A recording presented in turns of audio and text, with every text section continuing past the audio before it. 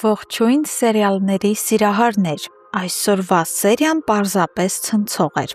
և այն զարգացումները, որոնք տեղի ունեցան, վստահաբար դեռ երկար ենք քննարկելու։ Մենք բոլորս էլ երկար էինք սպասում, թե ի վերջո երբ կհայտնվի Բաբկենը, Նորոյի, Էլիզի և Ալինայի հայրը, բայց այն, ինչ պարզվեց նրա վերադարձի իրական դրդապատճառների մասին, կատարյալ սառը ցնցող էր մեզ համար։ Արդյոք հայրը կարող է լինել այսքան դաժան ու հաշվենկատ սեփական զավակների հանդեպ,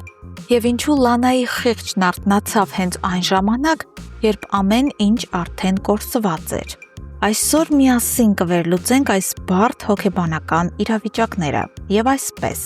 Բաբկենը վերջապես կապ հաստատեց մոր հետ։ Թվում էր, թե սա պետք է լինի տարիների կարոտն անփոփոխ մի զանգ, որով հայրը պիտի հետաքրքրվեր իր երեխաների վիճակով։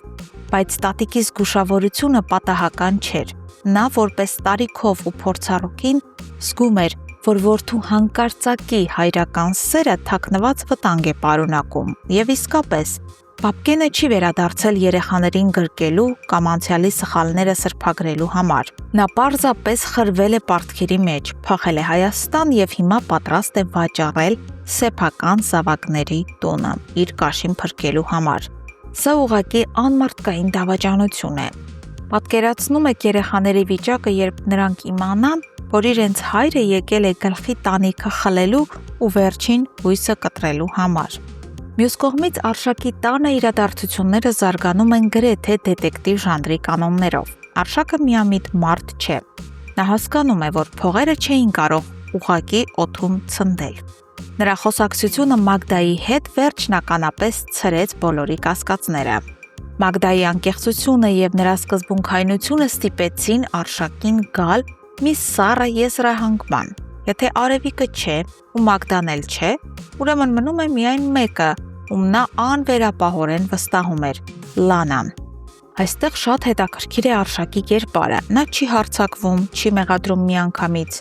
Նա փորձում է հասկանալ դրդապատճառը։ Նա նույնիսկ Լանային փրկողակ է մեկնում, ակնարկելով, թե գուցե Կարենն է նրան ստիպել կամ ճնշել։ Սա ցույց է տալիս, որ Արշակը ենթագիտակցորեն մինչև վերջին վայրկյանը չէր ուզում հավատալ Լանայի ստորությանը։ Եվ ահա տեղի ունեցավ այն, ինչին բոլորս սպասում էինք։ Լանան, ում խիղճն արդեն տակն ու վրա էր անում, չդիմացավ ճնշմանը։ Նրա խոստովանությունը ոչ թե ազատություն բերեց նրան, այլ դարձավ նրա վերջնական անկումը։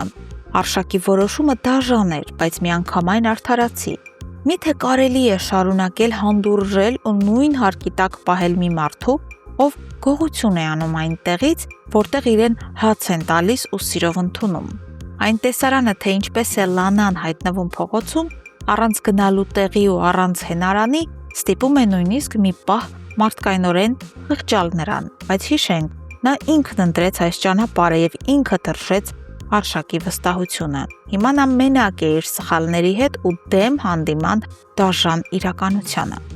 Սիրելիներս, այս սերիան մեզ ևս մեկ անգամ ապացուցեց, որ ստի ու դավաճանության հիմքով կառուցված ոչ մի բան երկար կյանք ունենալ չի կարող։ Բաբկենը փորձում է կործանել իր երեխաների ապագան, իսկ Լանան արդեն կործանեց իր սեփականը։ Իսկ դուք ինչ եք կարծում, Արշակը պետք է ներեր Լանային, եթե վերջինս ամեն ինչ պատմեր իր կամքով, այլ ոչ թե հարցախեղդ լինելուց հետո։ Եվ ինչ զարգացումներ կլինեն, երբ Նորոն իմանա հոր իրական նպատակների մասին։